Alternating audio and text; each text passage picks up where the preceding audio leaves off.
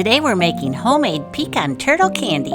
So the first thing I'm going to do is pour the pecans, this is an 8-ounce bag, out onto a baking sheet, and I'm going to pop these in the oven just until I can start to smell them, because that way they'll become toasted and the pecan flavor will become more pronounced. Okay, and these are going to be popped into a 350-degree oven for, let me check. Oh, actually my recipe here says for 7 to 10 minutes, but I'm going to go with also or until you can start to smell them. We're going to go with that. Up next, the recipe calls for 1 cup of butter, which is 2 sticks, to be added to a heavy bottom 3-quart saucepan. And I have this heated over medium-low heat. There's 1 stick. And here is 2 sticks. I am having trouble unwrapping this butter because my hands are freezing cold. Our heat's been out in the house. And so I'm very appreciative to have the oven on and working over a hot stove.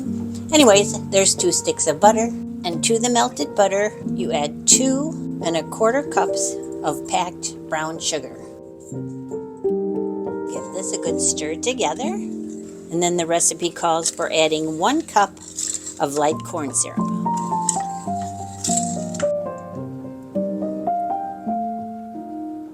And a light pinch of salt. Now I will stir this frequently until all the sugar has dissolved. It's going to take several minutes.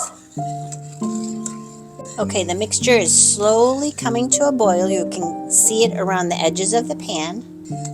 So I'm going to stir for just another few seconds, and then we add an entire can of sweetened condensed milk. Okay, so here goes the sweetened condensed milk, and this is going to take a minute. So I'm going to go get my spatula.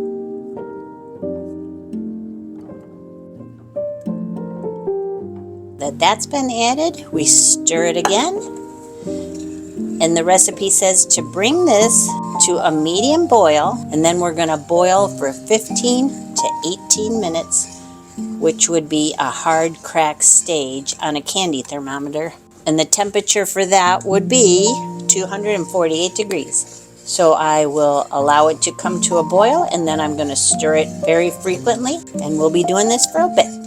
So back in a few.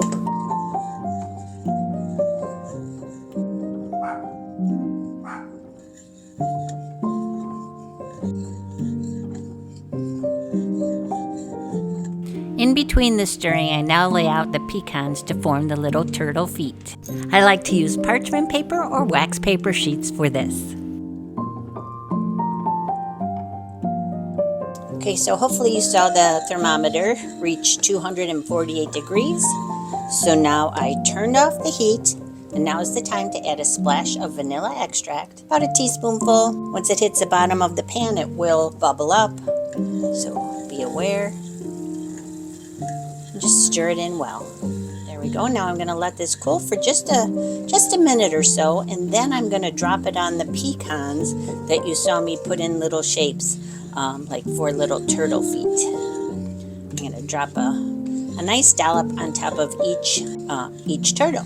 Okay, and now moving at a relatively steady pace, I'm going to go ahead and drop about 1 tablespoon of caramel onto each waiting turtle, and it will spread out.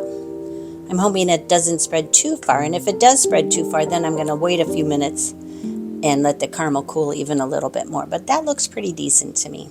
So I want to make sure that the caramel covers each one of his feet, as you do. And let me tell you, this is fun. Just be careful, because we all know how hot this caramel is right now. So I'm going to continue on with this same process until all the turtles are covered in caramel. Okay, and now the original recipe does not call for this, but I'm going to go ahead and add just a little touch of salt. And this is just regular kosher salt. I don't have flaky sea salt at this time, but this is going to work just fine. Just a little touch, because who doesn't like salted caramel? Okay, and now we just let the turtles with the caramel layer cool and set, and then we can move on to the chocolate layer. They look pretty good, if I do say so myself. So I'll be back in a little bit and we will carry on with the chocolate layer. Now I'm going to go ahead and melt the chocolate to top the turtles. So this is 1 package of milk chocolate chips.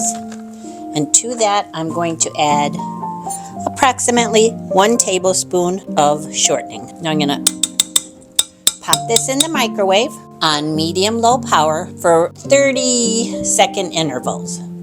So I'll be back after it's nice and melted and you can see what it looks like. Okay, here it is. I let it go for about 3 times at 30-second intervals between 50% power and 60% power. And it's nice and smooth. And now what I'm going to do is spoon about a tablespoon, probably not, maybe like a half a tablespoon over each turtle. I don't want to totally engulf the turtles in chocolate. Okay, so here is the final step besides letting them cool and harden. There we go. Yeah, that's definitely not a tablespoon. Could make them pretty and put a little bit of a swirl on top. Let's give it a try. Here we go. Turtles are going to a party. These will be perfect for Valentine's Day, Easter, just because. Make them for the people you love. They will be so happy. So I'm going to finish covering the turtles in their chocolate. And then, because it's nice and cold outside, I'm going to put these outside to harden before I package them up to give away, because trust me, I cannot leave these turtles in my house. I've already eaten enough of the caramel, and boy is it good.